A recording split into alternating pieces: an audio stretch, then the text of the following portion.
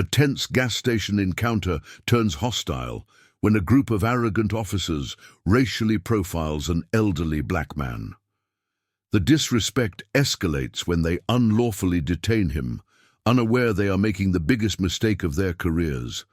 A single, powerful sentence from the man hints at the looming downfall of their empire. "We don't care who you think you are." The words sliced through the humid evening like a blade. Officer Carter's voice was loud enough to draw curious glances from the people fueling their cars at the busy downtown gas station. Neon signs flickered above, their buzz lost under the thrum of angry tension building in the sticky night air. The target of Carter's outburst stood calmly by a silver sedan.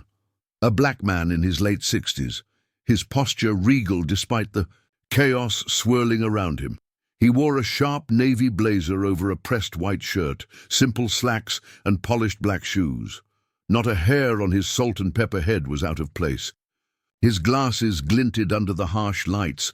Bystanders pretended to mind their own business, but their furtive glances betrayed their curiosity and their fear. No one dared to intervene. They had seen how these things went. The officers, 3 of them, moved with a swagger that only came from unchecked power. Officer Carter, thick-necked and red-faced, stood chest out, hand hovering near his taser. Officer Daniels, younger, his sneer poorly hiding his nerves, circled toward the man's side. Officer Keegan, lanky and cold-eyed, leaned against a patrol car, arms crossed, a silent dare for anyone to step in. Their arrogance was palpable, hanging heavy in the air like the lingering smell of gasoline. The black man said nothing at first. His hands remained in plain view, resting lightly on the hood of his own car. His gaze was steady, detached, almost clinical, like a surgeon about to perform a routine operation. "You match the description," Officer Carter barked. "What description?" the man asked, his voice low, even. Carter smirked. "Male. Black, driving a silver vehicle. That's enough." From a few feet away, a mother tugged her child closer. A man in a baseball cap whispered something to his wife. Phones came out, a few subtle recordings beginning in trembling hands. The man exhaled slowly, the faintest trace of disappointment flickering in his eyes. He pulled out a leather wallet with deliberate care and handed over his ID. Carter didn't even glance at it. He snatched it, let it dangle in his fingers like something dirty, then flicked it onto the ground. Symbolic, intentional. The ID landed near the man's feet. He didn't move to pick it up. Keegan laughed under his breath. "Look at that. Too good to bend down, huh?" The man's jaw tensed, barely. Then, quietly, firmly, he said, "You should pick it up. It might save your job." For a split second, there was a shift, a crack in the bravado. But Carter recovered fast, stepping closer, chest puffed. "You're under arrest for obstruction and resisting identification." It was a lie, clear as daylight, but it didn't matter. The officers were closed in, cuffs already gleaming in Carter's hand. The man did not resist. He turned slowly, placing his hands behind his back with the elegance of a man conducting his own funeral. The metal bit into his wrists. Still, he remained calm, composed. As they shoved him toward the patrol car, a gust of wind flipped his ID. Face up on the concrete, a teenager filming nearby zoomed in. His mouth fell open. He whispered to the camera, "Bro, he's a judge, a federal judge." But by then, the officers were too busy congratulating themselves to notice the storm gathering. The cruiser rattled down cracked asphalt, the flashing lights painting the quiet streets in frantic bursts of red and blue. Officer Carter grinned as he adjusted the rearview mirror, catching a glimpse of their prisoner, silent, composed, his wrists digging into the too tight cuffs. "You're real quiet back there," Carter sneered. "Not so smart now, are you?" The man said nothing. He sat with the patience of a mountain, unmovable, untouchable, Daniels, riding shotgun, fidgeted. His fingers drummed against the dashboard. The adrenaline from the arrest had worn off, leaving a gnawing sensation in his gut. Something about this didn't feel right. Keegan followed behind in the second cruiser, keeping a careful distance, his face tight.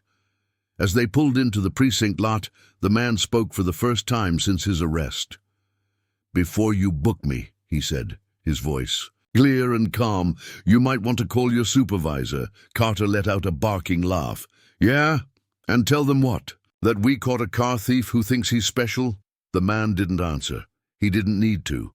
Inside the station, fluorescent lights hummed overhead, casting a sickly pallor on the beige walls. The desk sergeant barely looked up as Carter hauled the man inside. "Another one?" the sergeant mumbled, lazily sliding a clipboard forward. "Resisting identification," Carter said with a smirk. The man's ID, retrieved hastily from the gas station asphalt, was tossed onto the counter. It skidded to a stop, face up. The sergeant's pen froze mid-air. His eyes flicked to the card, then to the man standing calmly in cuffs. Slowly, carefully, the sergeant picked up the ID. His brows knitted, his face drained of color. He turned the card over, checking for authenticity. It gleamed under the harsh lights. Judge Harold Emerson, United States District Court. The room, once bustling with casual banter and clattering paperwork, fell eerily silent. Carter chuckled, oblivious. "Problem, Sarge?" The sergeant didn't answer. He picked up the desk phone with trembling fingers. Daniels shifted uncomfortably. He leaned toward Carter, whispering, "Maybe we should double-check." "Shut up," Carter hissed. "He's bluffing." But Daniels wasn't so sure anymore. He could still feel the man's stare, not angry, not afraid, patient, like he was waiting for something inevitable. At that moment, outside the precinct, a storm had begun to brew. The teenager's video from the gas station had hit social media. Within minutes, it exploded. Justice for Judge Emerson, the dire profiling power. Joe's gas station injustice. By the time the station supervisor, Captain Monroe, stormed through the lobby doors, the clip had already been replayed 100,000 times. Monroe's face was thundercloud dark. His voice was a low growl as he demanded, "Uncuff him, now." Carter gaped. "Sir, he was obstructing." "Uncuff him," Monroe bellowed, the walls shaking with the force of it. Daniels fumbled with the keys, his hands shaking. The cuffs clattered to the floor. Judge Emerson rubbed his wrists briefly, then smoothed the sleeves of his blazer with slow, deliberate movements. His dignity remained untouched even now. Monroe approached him like a man approaching the gallows. "Your Honor, we deeply apologize. This was an education," Judge Emerson interrupted, his tone mild, almost bored. "One you will not forget soon." He turned without another word, walking through the stunned silence, his every step a quiet, devastating indictment. Carter stood frozen, his mouth dry. He opened it to protest, then caught the dozens of eyes on him. Officers, clerks, civilians, judging, watching, recording. For the first time in his career, Carter realized something bone deep. The badge wasn't armor anymore. It was a blindfold, and the world was watching. Pound them. By dawn, the city was no longer theirs. Every major news outlet had picked up the video. Clips of the encounter rolled on endless loops across television screens, phones, and digital billboards. Breaking news. Federal judge wrongfully arrested at gas station. Systemic profiling exposed, the arrest that shocked the nation. The teenager's original post had been viewed over 5 million times by morning, stitched together with commentary, think pieces, and even celebrity outrage. The hashtags had mutated into battle cries: "Respect our judges," "Gas station justice," "End profiling now." And woven through it all, like a steady heartbeat, was the short, devastating clip of Judge Emerson. Dignified, handcuffed, humiliated. Inside the Precinct panic was the new air. Captain Monroe slammed his office door so hard the glass rattled. He barked orders into phones, trying to manage an unmanageable narrative. No statements, no interviews, no leaks. Lock it down.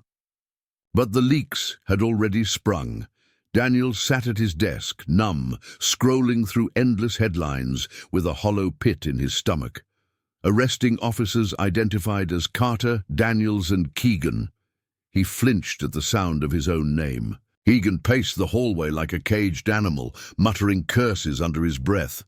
Carter, though, remained defiant.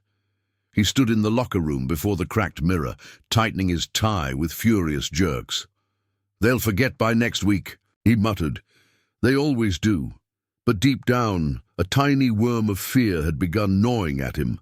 This wasn't like the others. This wasn't a poor teenager they could discredit or a quiet worker they could intimidate.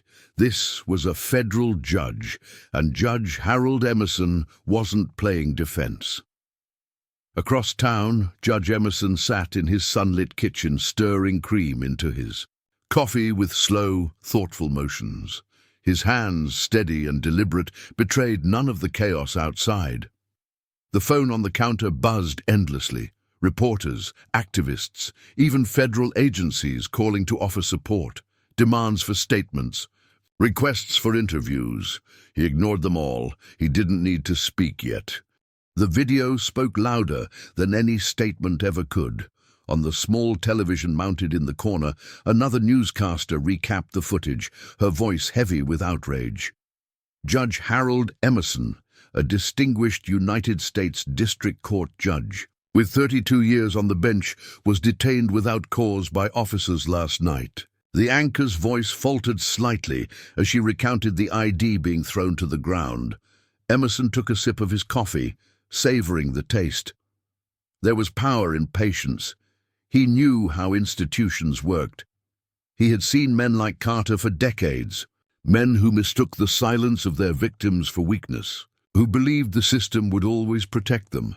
But the winds were shifting. This time, silence was not a shield, it was a weapon. At City Hall, the mayor's office was already a war zone. A press conference was scheduled for noon, hastily organized. In the hopes of controlling the narrative, Mayor Whitmore, a polished politician with an eye on re-election, barked into her phone, her nerves fraying. "I want a full apology drafted, public, tearful if necessary. And for God's sake, fire somebody before noon." The city's leadership knew the stakes. This wasn't just an embarrassment. It was a reckoning, and Judge Emerson hadn't even spoken yet. Back at the station, Captain Monroe gathered the three officers in the cramped briefing room. Carter slouched defiantly. Daniel stared at the floor. Keegan leaned back, arms crossed, trying to look unaffected. "You're on administrative leave effective immediately," Monroe snapped. "Badges. Guns. Now." Carter slammed his badge on the table with unnecessary force. "This is bull. It's survival." Monroe cut him off. "For all of us." As Carter stormed out, Daniels lingered for a moment, his voice barely a whisper. "Captain, what if he sues?" Monroe's face hardened. "He doesn't have to." He gestured to the door where reporters now swarmed outside like vultures. He already won.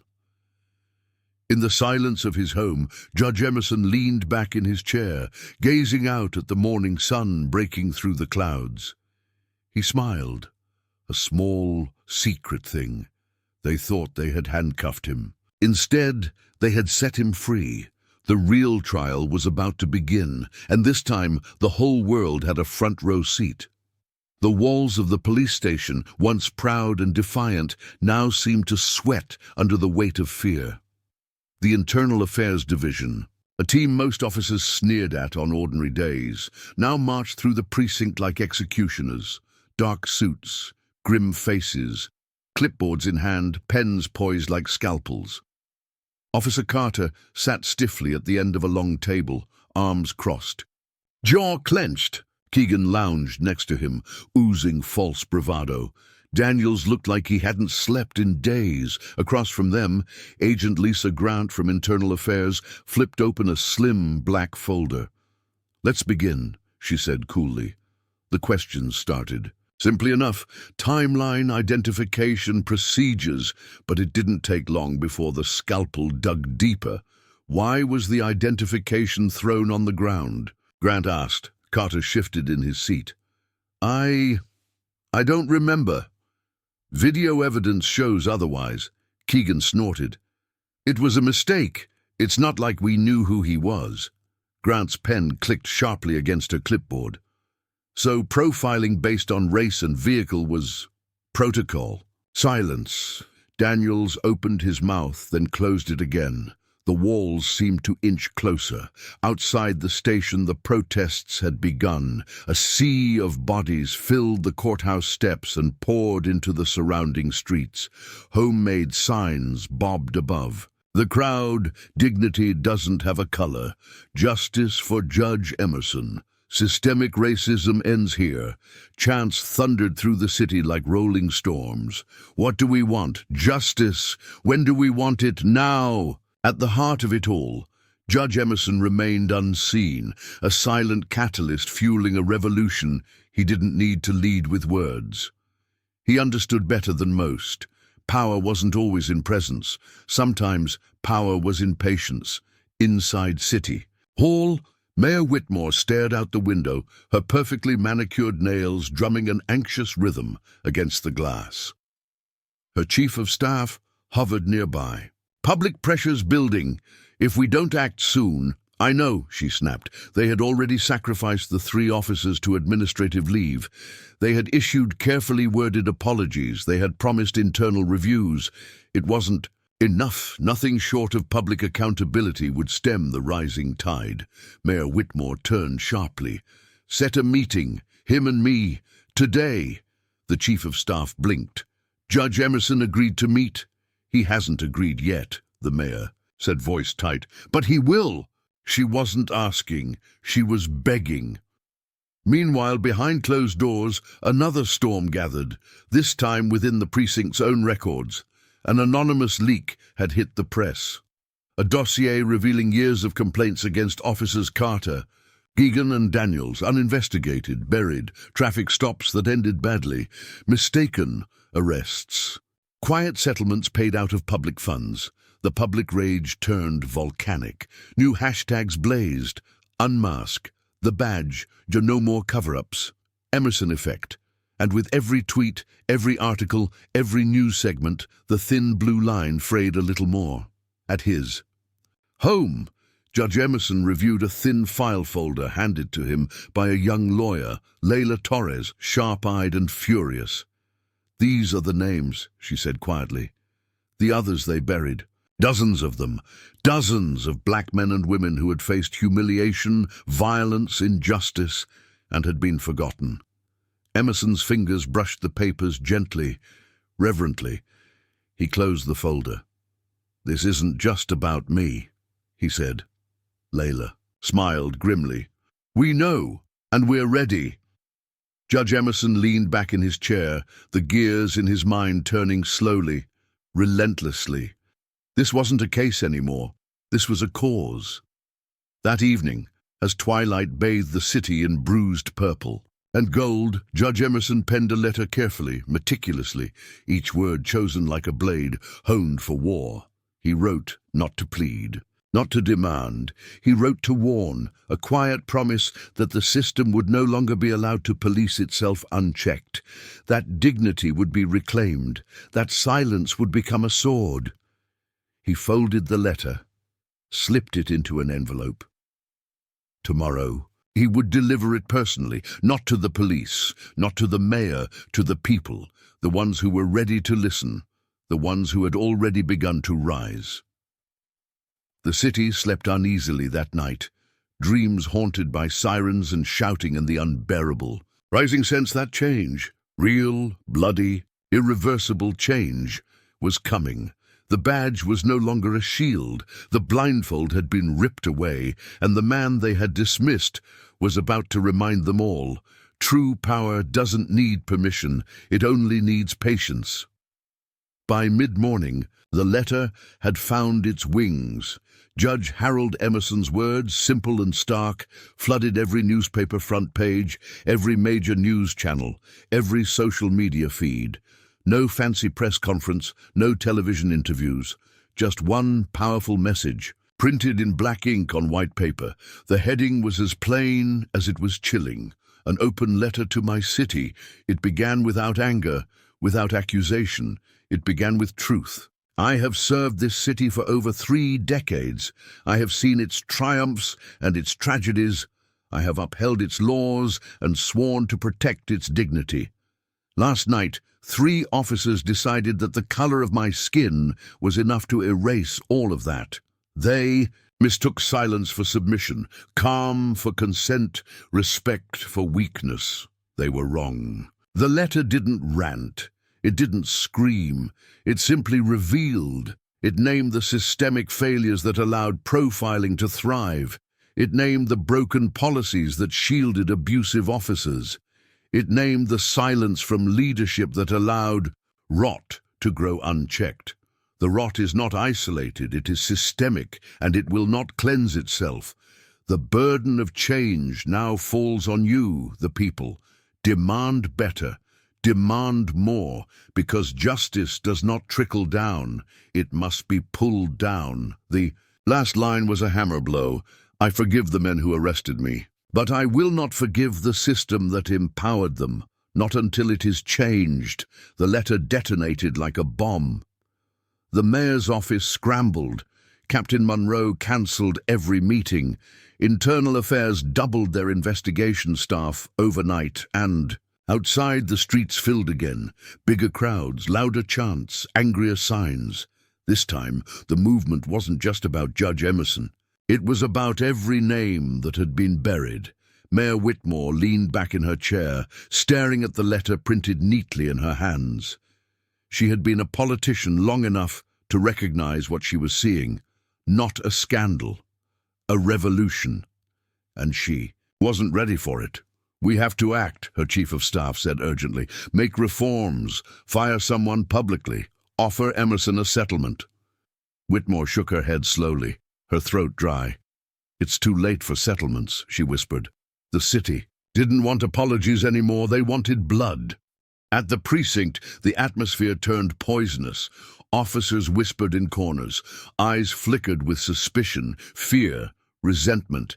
Some were furious at Carter, Keegan, and Daniels, blaming them for the mess. Others, more quietly, blamed Emerson. He set us up, Keegan growled to a group of loyalists in the locker room. He wanted this, but even as he spoke, even as his voice echoed with false bravado, he felt it slipping away. The illusion, the invincibility, the badge no longer guaranteed. Loyalty, it only guaranteed scrutiny. Every move now was a headline waiting to happen. Meanwhile, Carter sat alone in his small apartment, curtains drawn, phone silenced, a bottle of cheap whiskey sweating on the table. He had read the letter twice. The second time, he had thrown it across the room, but the words still burned. He remembered Judge Emerson's face that night. Not afraid, not angry, just disappointed. And for reasons Carter couldn't admit, even to himself, that was worse than rage. He poured another drink, trying to drown the gnawing certainty growing inside him. He had become the villain of his own story. Across town, Judge Emerson moved quietly through the courthouse halls.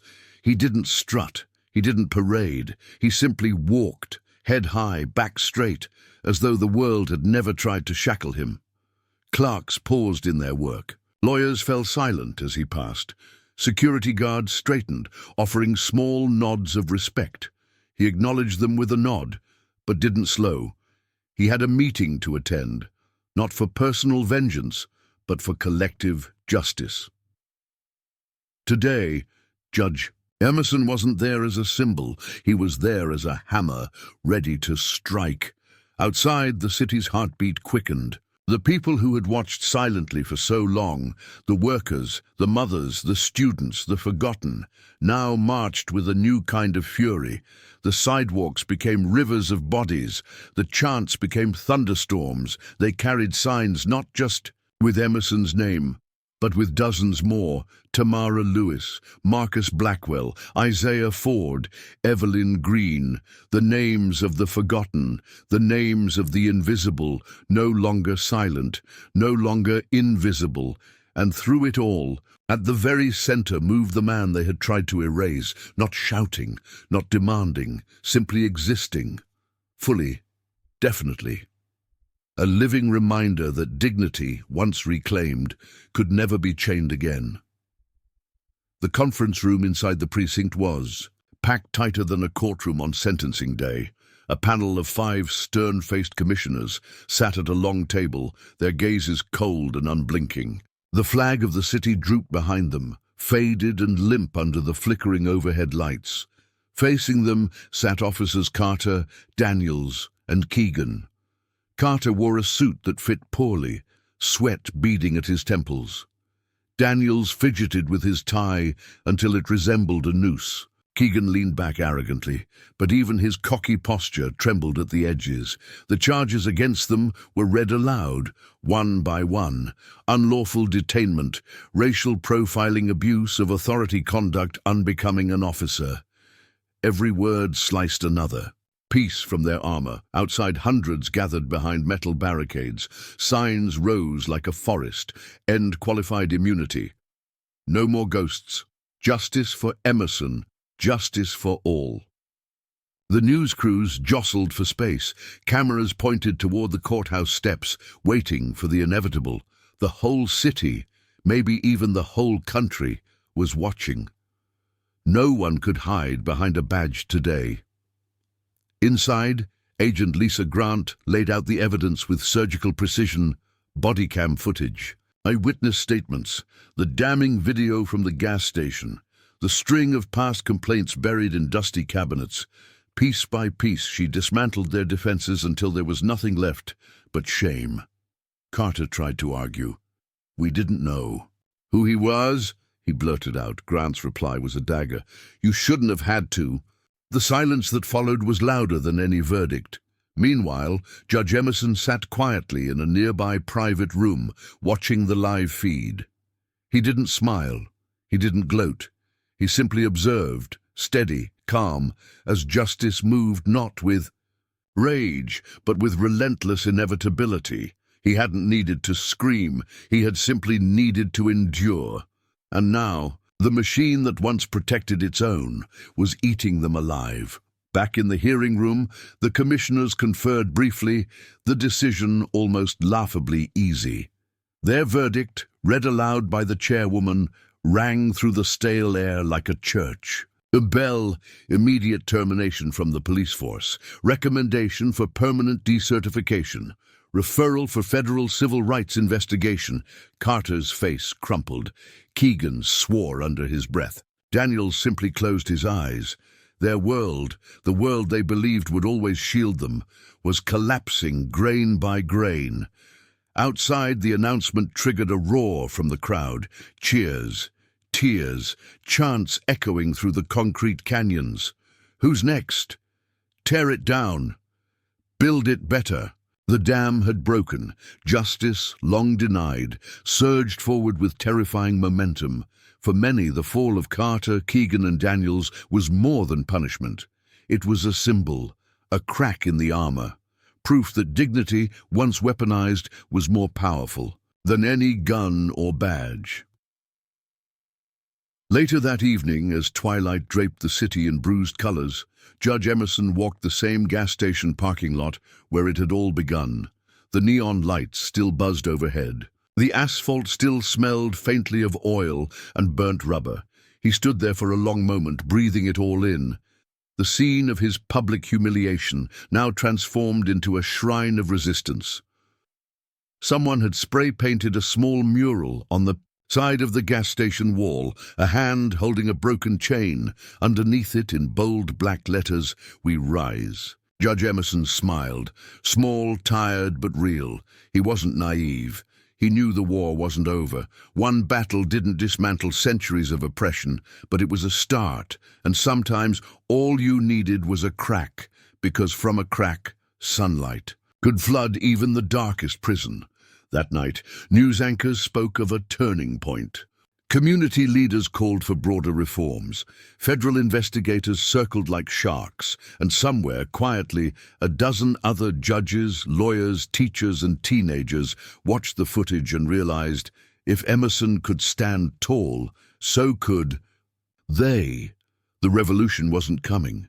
It had already begun. The city's skyline looked different now. It wasn't the buildings that had changed, or the streets, or the neon signs that flickered over the gas stations and storefronts. It was the people. They walked taller, they spoke louder, they stared injustice in the eye without blinking. The energy that had erupted from one gas station incident had spilled over the city limits, bleeding into suburbs, towns, and cities far beyond. In Philadelphia, a wrongfully arrested student sued his precinct. In Houston, a church organized a mass march demanding the reopening of cold cases buried by bias. In Oakland, hundreds camped on courthouse lawns, refusing to move until systemic reforms were signed into law. The news called it the Emerson effect. The people called it something else, a reckoning. Judge Harold Emerson remained at the center. Not by choice, but by necessity. Requests flooded his office daily, speak at rallies, lead committees, headline town halls. He declined most. He wasn't interested in speeches. He was interested in permanence, change that didn't vanish when the headlines faded, change that didn't need his name stamped across it to survive. At a quiet community center on the city's south side, Emerson sat with a circle of young activists, college students, community organizers, lawyers just beginning their brutal journeys. He listened more than he spoke. They didn't need a savior. They needed a mirror, someone to show them they were already powerful. A young woman, dark-skinned, bright-eyed, her voice trembling with both fear and fire, leaned forward. "They tried to humiliate you," she said, "and you still walk taller than they ever will." Emerson smiled, the lines around his eyes deepening. "They didn't humiliate me," he said softly. "They revealed themselves." The room went still, a lesson sharper than any lecture. Meanwhile, inside the walls of power, fear spread like a disease. The mayor's office rushed to draft a new set of reforms: mandatory bias training, citizen review boards, body cam transparency. It wasn't enough. The people demanded deeper cuts, the end of qualified immunity, the reopening of all racial misconduct cases, the dismantling of internal investigative units long accused of shielding bad cops. They didn't just want bandages, they wanted surgery. Captain Monroe, once confident in his station's immunity, found himself summoned to hearings, grilled under oath by city council members who once shook his hand at parades. He tried to spin, he tried to pivot, but the facts were too raw, the footage too brutal, the names of the victims too many. When pressed about why complaints against Carter and Keegan had been ignored, Monroe stammered, "We trusted the process."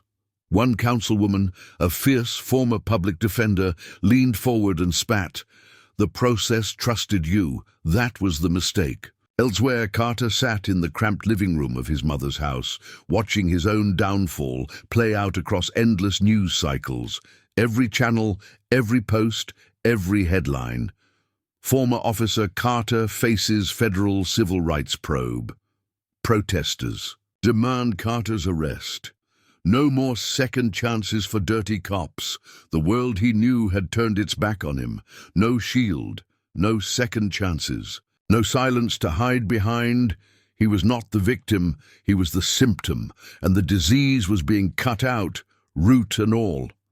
Judge Emerson moved quietly through it all, careful not to let the tidal wave sweep him into fame.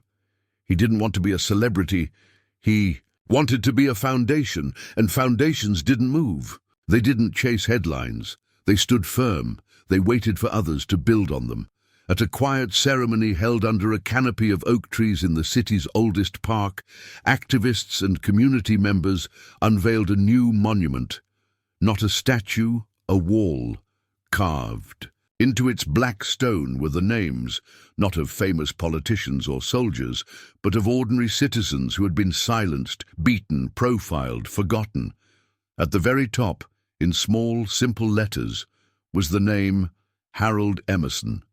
But beneath it, dozens more, proof that the movement wasn't about one man, it was about all of them. Later that night, Emerson returned home, exhausted but content. He sat in his favorite chair by the window, sipping tea, listening to the faint hum of life outside. Cars passing, teenagers laughing, a protest chant echoing in the distance like a heartbeat. Rise, we rise, we rise. He closed his eyes for a moment, letting the sound wash over him. He thought of his father, who had once been dragged from a diner by police for daring to ask for a cup of coffee. He thought of his mother, who taught him that dignity was armor no man could strip away, and he thought of the young girl at the community center, her voice trembling but unbroken. They would inherit what he had fought for, and they would carry it farther than he ever could. The city would forget headlines. It would forget hashtags, but it would not forget this moment, not because of him, because of them, because dignity, once awakened, could not be unlearned, because justice, once demanded, could not be returned quietly to its cage, because the armor was cracked. And through those cracks, sunlight was flooding in, the cameras clicked and whirred like insects. Dozens of news vans lined the courthouse square, their long, spindly antennas reaching for the cloudy sky. Crowds pressed against metal barriers, their faces eager, expectant, angry. Today wasn't about the city's leadership. Today was about the people, and they were ready to be heard. Inside the historic courthouse building, Mayor Whitmore adjusted, the microphone pinned to her blazer, her smile tight and brittle. She glanced at her prepared statement, pages of careful words designed to soothe and pacify, and she knew deep down it wouldn't be enough. Judge Harold Emerson sat across from her at the long table, serene in a charcoal-grey suit. No notes, no entourage, just a quiet, immovable presence. Around them, rows of chairs filled with citizens, activists, reporters, and ordinary families. The new jury, the court of public opinion, and it had no patience for theatre. The forum opened with the mayor's speech. She spoke of healing, of moving forward, of training programs and body cams and new oversight boards, words that once would have been enough. Today, they landed like stones dropped into the sea. The room was polite, no boos, no shouting, but the silence was louder than any protest. They weren't here for promises, they were here for accountability. When the mayor finished, she gestured awkwardly to Judge Emerson. "Your Honor," she said, voice strained, "if you would like to say a few words." Emerson rose slowly, adjusting his glasses. He looked out across the sea of faces, young and old, black and white, rich and poor, all united by one thing: they were done waiting. "I am not here to offer absolution," Emerson said, his voice deep and steady, carrying without a microphone. "I'm not here to applaud apologies crafted by public relations firms." A murmur ran through the crowd. "I am here," he continued, "because dignity demands accountability, because justice delayed is justice denied, and because the city must understand this moment is not about repairing broken trust, it is about earning it." He paused, letting the words settle like iron. He then turned directly to the mayor. For decades, misconduct was tolerated, buried, excused. Citizens paid settlements from their own pockets, while guilty officers kept their pensions. He held up a stack of papers, a printed list of civil suits, misconduct complaints, internal investigations. "This," he said, voice sharp, "is your real record." The cameras zoomed in, catching the white-knuckled grip of the mayor on The table's edge. This city was not broken by a few bad apples, Emerson said, his gaze burning. It was broken by a system designed to protect the tree at all costs. The crowd erupted in spontaneous applause, sharp, ragged, emotional. No one tried to stop them. Not today. In the front row, a mother held up a photo of her teenage son, handcuffed face down years ago for matching a description.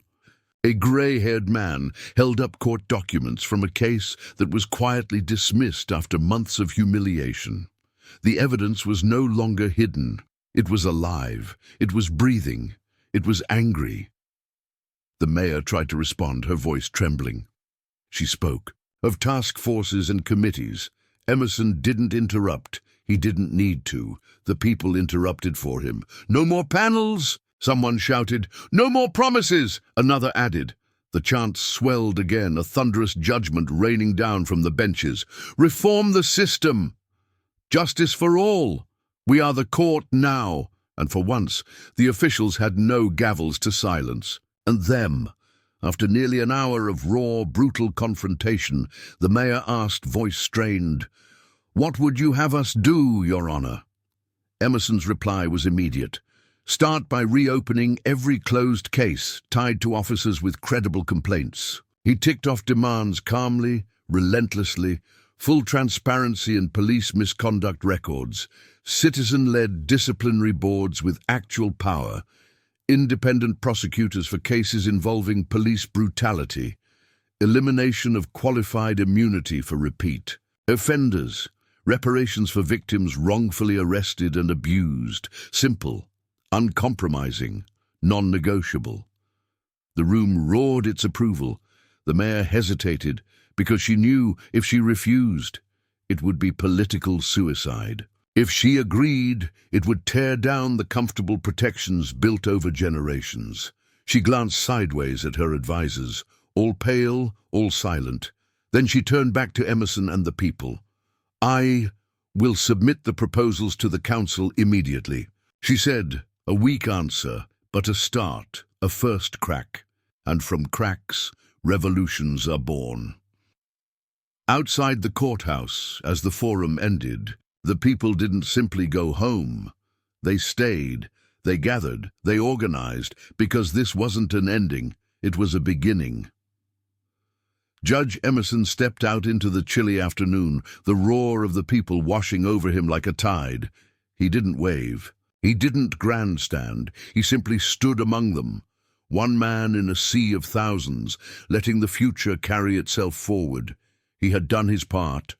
The baton was now in their hands, and they gripped it tightly, ready to run. That night, the headlines didn't focus on politicians. They didn't focus on apologies. They focused on the people. City confronts its past and chooses its future. Voices of justice take center stage. The court belongs to the people now. And somewhere, as the city hummed with the energy of 1,000 rising voices, Judge Emerson sat by his window, watching the stars blink to life over a city he refused to give up on, one by one, just like hope, just like justice. The rain fell in cold sheets, turning the streets into rivers and the sidewalks into slick, shining mirrors. But the weather did nothing to slow the tide of change sweeping through the city. It was too late for silence. It was too late for fear. The dam had broken, and now the flood was unstoppable. At police headquarters, internal review boards were swamped with complaints, new, old, resurrected from dusty archives long ignored. Some victims arrived with lawyers. Others came with worn photographs, bruises faded, but memories sharp. Some simply came with their voices, raw and shaking but unbowed. They weren't asking for apologies anymore. They were demanding consequences. One by one, old cases saw the light. Marcus Hill, wrongfully imprisoned for resisting arrest when he had simply asked for a badge number. Darlene Ross, a grandmother dragged from her car at gunpoint over a broken taillight. Jamal Edwards, beaten unconscious in a precinct stairwell, ruled an accident until now. The walls that had protected the guilty were cracking, and the light pouring through those cracks was blinding. City Hall became a fortress under siege. Phones rang non-stop. Emails flooded every office. Protesters camped outside day and night, their chants becoming the city's new heartbeat. The mayor issued statements. The police chief resigned under pressure. New commissioners were sworn in under vows of transparency, but the people weren't waiting for promises anymore. They wanted signatures, they wanted laws, they wanted arrests. Meanwhile, Judge Emerson moved quietly through the growing storm. He attended town halls where victims shared their stories in trembling voices. He sat silently at community meetings as plans were drawn for sweeping policy changes. He met with civil rights attorneys working late into the night to file new lawsuits.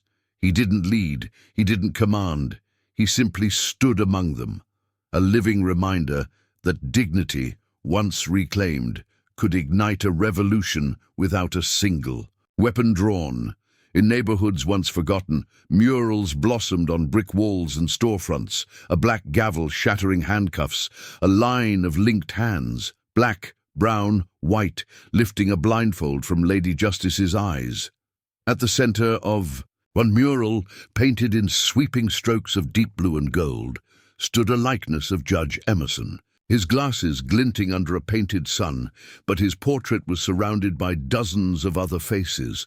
The message was clear. This wasn't about one man, it never had been.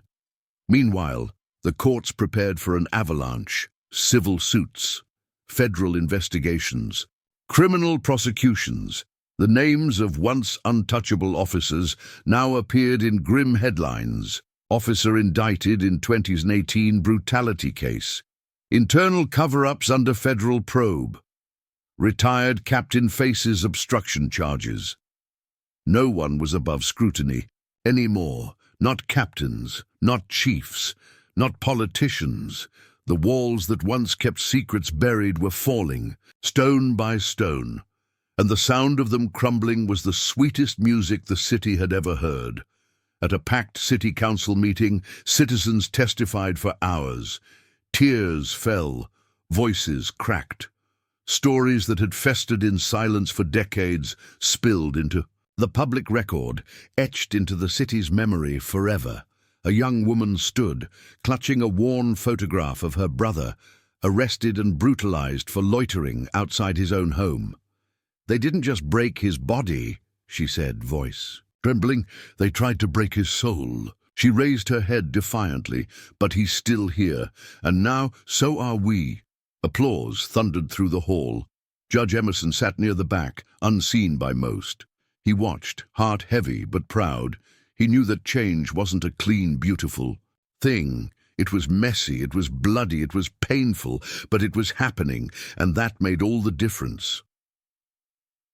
Later that night, as the rain eased to a steady drizzle, Emerson walked the familiar streets of his neighborhood, past boarded-up shops, past graffiti-streaked walls, past playgrounds where laughter once sounded hollow. Now, the streets buzzed with a new kind of energy: hope, rage, determination, the tools of true revolution. At the corner where the protests had first ignited, he paused. Someone had set up a makeshift memorial, photos of victims, candles flickering in glass jars, handwritten notes tucked between flowers wilting in the damp air. He knelt carefully, placing a single white rose among them. No speeches, no cameras, no fanfare, just a quiet promise. We see you. We remember. We will not stop.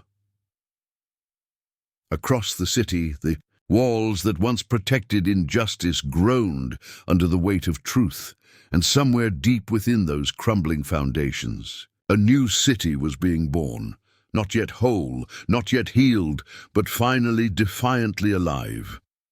A city that understood now, perhaps for the first time. Dignity is not a favor granted by power. It is a right demanded by the people. And once demanded, it can never be taken back. The invitation arrived not by courier, not by email, but by a trembling hand-delivered letter from the mayor herself. handwritten, formal, heavy with reluctant respect. Judge Emerson read it once, twice, before setting it carefully on the table. It wasn't victory. It was an opening.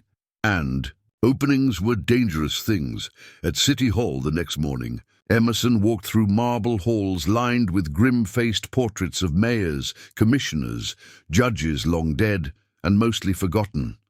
The building smelled of old paper, polished wood, and desperation. It had been the seat of power for generations, a fortress designed to protect itself, but now its walls echoed with new voices, the people's voices, the ones the city could no longer ignore. Inside the Grand Council chamber, the power players waited.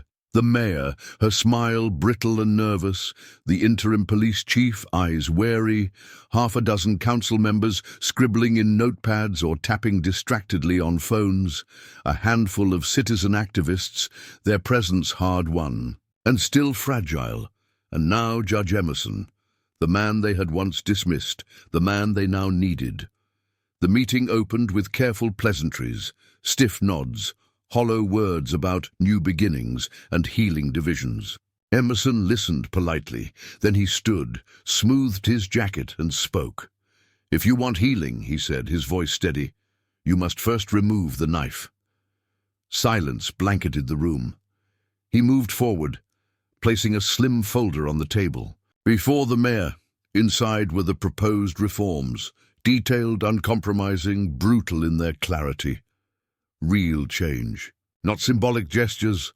The reforms demanded a permanent citizen review board with subpoena power, mandatory public release of all misconduct investigations, civilian-led hiring committees for new officers, automatic termination for any officer with multiple sustained complaints, independent prosecutors for police-involved shootings, reparations funds for victims of wrongful arrests, and above all, no more protection for those who abused their power. Not by badge, not by title, not by silence. The mayor flipped through the pages, her face tightening with each demand. These are aggressive," she said carefully. "They are necessary," Emerson replied. Another council member, a man with a reputation for stonewalling, leaned back in his chair, arms crossed. "And if we refuse?" Emerson smiled, small, almost sad. "Then the people will refuse you." The unspoken threat hung heavy. No re-election, no legacy, no protection, only exposure, only consequences. The activists seated at the edges of the room straightened, their eyes bright with a new kind of hope. For the first time someone spoke not for them, but with them, and the old guard was finally listening, if only because they had no choice. Outside, the city pulsed with restless energy. Chants filled the air. Murals covered boarded windows. Billboards paid for by grassroots donations proclaimed bold messages. Accountability is not optional. Dignity is non-negotiable. No justice, no seats. The revolution had moved from the streets to the boardrooms, but it had not lost its fire. Hours passed. Negotiations were tense, brutal, exhausting. Old alliances frayed, new alliances formed. Council members who once rubber-stamped police budgets now squirmed under the cold gaze of an awakened electorate. The mayor offered compromises, softened language, delayed timelines. Emerson refused. He wasn't here to smooth things over. He was here to carve new foundations, stone by stone, word by word. By nightfall, the council chamber doors opened. The mayor stepped before the cameras, flanked by Emerson and the activists. Her voice wavered only slightly as she read the announcement. "We, the leadership of this city, hereby commit to enacting Judge Emerson's full list of reforms within 90 days. Cheers erupted outside. Cameras flashed. Social media exploded. The city had taken its first real step. Not a sprint. Not a miracle. A step. And steps mattered. Later, as the officials retreated to their offices and the protesters filled the streets with celebration, Emerson lingered in the now empty council chamber. He walked its length slowly, trailing his fingers across the polished wood of the long table. He knew the truth. This wasn't the end. This was merely the first battle. Resistance would come from those who had built their empires on silence, from those who mistook comfort for justice, from those who believed dignity was something to be given and could not comprehend it being taken back. But Emerson wasn't afraid. He wasn't alone anymore. Outside, in the cool night air, he joined the marchers. No speeches, no titles, no separations. Just one man among many, moving forward together, a city rising, a future cracking open, one step at a time. The old walls were falling, and in their place, brick by brick, the people were building something new, something stronger, something theirs. And this time, no one would silence it. Not with laws, not with bullet. The ink on the reform agreements was barely dry when the backlash began. Whispers in City Hall corridors, anonymous editorials in shady newspapers, grainy videos released. Online is taken out of context, painting the protesters as thugs and agitators. The machine of resistance had sputtered to life, wounded, cornered, dangerous. Judge Emerson expected it. Change never came cheap. Those who had feasted for generations on injustice would not simply step aside. They would strike from the shadows, clinging to the rot that had once shielded them. The first threat came as a scrawled note slipped under Emerson's office door. "You're not a hero. You're a target." He read it calmly, folded it neatly, and placed it in a drawer with a dozen others collected over the past month. Threats didn't scare him. They confirmed he was winning.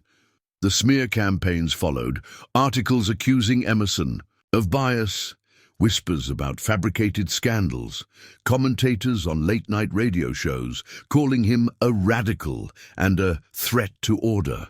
They dug through his past, his court rulings, his public statements, and found nothing damning because Emerson had never hidden who he was, and dignity left no dirty footprints. Meanwhile, the people remained relentless. Petitions circulated faster than the lies. Neighborhood watches transformed into activist hubs. Protesters camped outside City Hall in rain, wind, and cold, refusing to be swept aside. This wasn't about one man anymore. It was about all of them. A tidal wave impossible to hold back. Inside back rooms and dark offices, old power brokers muttered about containment. Secret meetings plotted to delay reforms. Legal loopholes were examined. Anonymous donations flooded into opposition campaigns. But it was too late. The people had seen the cracks. They had heard the walls groan. They knew, with bone-deep certainty, that collapse was inevitable. Judge Emerson moved through it all like a steady river cutting through stone. He met with organizers quietly, advised young attorneys on civil rights cases, listened more than he spoke. He didn't need to shout. His presence was pressure enough. The old guard felt it, a weight on their necks they could no longer shrug off. At a hastily called press conference, the mayor stood, stiffly before the cameras. "We believe in dialogue," she said, voice tight. "We believe in gradual progress." The people answered with chants that shook the marble steps. "No justice, no peace. Accountability now. We won't wait another generation." The mayor's words crumbled under the roar. No more half measures, no more delays. That night, a shadowed figure approached Judge Emerson's car as he left a community meeting. A warning, a threat, maybe. But before they could speak, dozens of community members flooded out of the building behind him, young, old, black, brown, white, forming an unbreakable wall between him and whoever lurked in the dark. The figure melted into the night because Emerson was not alone, not anymore. In neighborhoods once ravaged by neglect, murals grew like wildflowers, new faces, new slogans, hope blooming where fear once ruled. Meanwhile, inside city council chambers, the fight raged on. Some, Council members tried to stall the reforms, arguing for committees and studies. But the people filled the chambers, shoulder to shoulder. One woman, wrinkled, fierce, standing barely 5 feet tall, stepped forward during public comments. She lifted her chin and said, "I was arrested for looking suspicious in my own neighborhood 50 years ago. I have waited long enough." The room thundered with applause. The council had no choice. Delay was death. Action was survival. In darkened offices, desperate calls were made to political donors, to news editors, to old allies in the judiciary. But every move leaked to the public within hours. Sunlight poured into every shadowed corner, and old power crumbled like paper in the rain. Judge Emerson remained steady. He didn't chase every rumor. He didn't respond to every attack. He simply continued. One meeting, one march, one case at a time. His strength wasn't in grand gestures, it was in persistence, the quiet, relentless pressure of a river reshaping the landscape, unstoppable, inevitable. Meanwhile, Carter and Keegan, stripped of their badges and facing federal probes, tried to rally sympathy through online videos. They cried foul, blamed cancel culture, claimed to be victims, but few listened, even fewer cared, because once a wall falls, no amount of shouting can hold it up again. The people had moved on. At a massive rally in the heart of the city, tens of thousands gathered. Candles flickered in. The evening air, banners waved high. We remember their names. Dignity for all.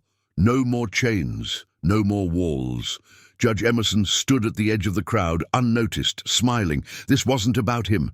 It never had been. It was about the voices he had helped unearth, and those voices were singing a new song. Fierce, defiant, alive. Later that night, Emerson sat alone in his study, listening to the distant sounds of music and celebration drifting through the city. He opened his worn leather notebook, the same one he had carried for decades. On the first page, he wrote, "Dignity is not granted, dignity is demanded, dignity is defended." He closed the notebook gently. Outside, the city pulsed with life, stubborn and glorious.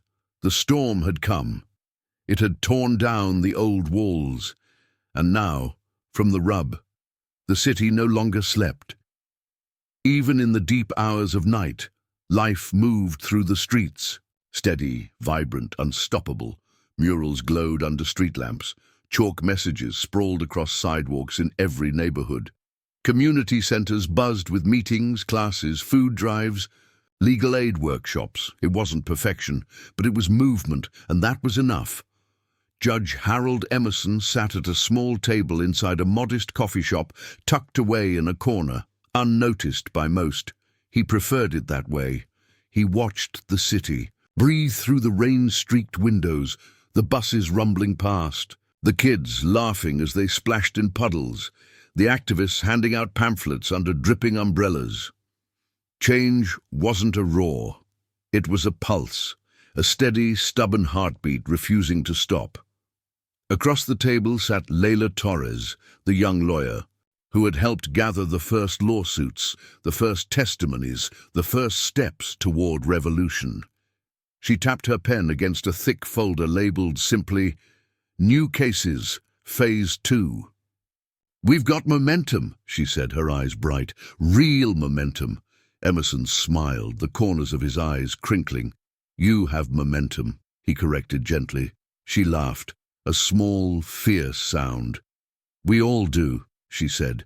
She briefed him on the latest updates, 72 wrongful convictions being reviewed, 3 officers indicted on federal charges, a city council election looming, with reform candidates leading in every district. It was happening, slowly, painfully, but it was happening. "You should run for office," Layla teased, only half joking. Emerson shook his head, chuckling under his breath. "No, my time is nearly done." Layla sobered. "Your time made this possible." Emerson leaned back, sipping his coffee, thinking of the long arc of struggle stretching behind him, the victories, the betrayals, the scars no headline ever captured. No one man makes change, he said quietly. Not truly. Layla tilted her head. Then who does? He smiled. Those who refuse to accept the world as it is. Those who demand more. Those who build with bloody, battered hands when the old structures collapse. Those who plant seeds they may never see bloom. Outside, a small group of teenagers marched down the street, homemade signs held aloft. There. Chants weren't angry, they were joyful. This is our city now. Dignity for all. No more silence. Emerson watched them pass, heart swelling. The future was not perfect, but it was stubborn. It was loud. It was alive. Later that afternoon, at a ceremony held in the city's newly renamed Justice Park, Judge Emerson stood among a crowd thousands strong, old faces, new faces, tired hands holding younger hands. Together. At the center of the park stood a new monument, not of any one person, but of a crowd etched in bronze, ordinary people standing shoulder to shoulder, their faces turned upward toward a rising sun. At the base, simple words were carved.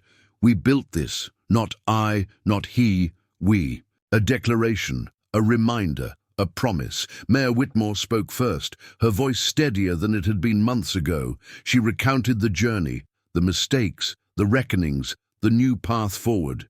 She didn't ask for forgiveness. She simply acknowledged the truth. Sometimes that was enough. Layla spoke next. Layla spoke, her voice ringing clear through the open air. She honored the fallen, the silenced, the forgotten. She honored those who rose, those who fought, those who refused to back down. Finally, they called Judge Emerson to the podium. He moved slowly, not from weakness, but from the weight of the moment. He looked out at the crowd, the living, breathing proof that change was not a fantasy. It was real. It was here. It was theirs. He said only a few words. No grand speeches, no soaring rhetoric. Just the truth. I did not lead you, he said. You led yourselves. He paused, letting the weight of it settle. And you will keep leading. Another pause, because dignity once demanded cannot be returned. He looked at the sea of faces, strong, unbroken, burning with the fire of their own making, and because once you build your own table, no one can ever again tell you where you're allowed to sit. The applause rose like a tidal wave, but Emerson didn't raise his arms. He didn't bask in it. He simply stepped down, back into the crowd, becoming part of them once more, where he had always belonged. That evening, as the sun dipped behind the newly built monument, the city sang with a million small acts of rebellion and hope. A school named after a civil rights lawyer, a park dedicated to protesters who refused to kneel to injustice, a scholarship fund for students who dreamed of building a better world. None of it perfect, all of it beautiful. In his small study that night, Emerson opened his worn notebook once more. On the last page he wrote, "Change is not a gift. Change is a debt, and we have only just begun to repay it." He closed the notebook gently, setting it beside his gavel, a relic from another life, a life that had ended and begun again, not with noise, but with dignity, with stubborn, radiant dignity that no threat, no slander, no bullet could ever erase. The city still had scars, it still had wounds, but it also had hands willing to heal them, not tomorrow, not someday, now. And as the night wrapped the city in its dark velvet arms, 1,000 tiny lights burned against the sky, windows lit with life, porches adorned with candles, faces bright with unbreakable hope, a city reborn, a city owned by its people, a city that, at last, had remembered dignity is not requested, it is seized, it is defended, it is lived forever. Lee. Something new was rising, something beautiful, something undeniable. Not with fear, because once dignity is awakened, it does not sleep again.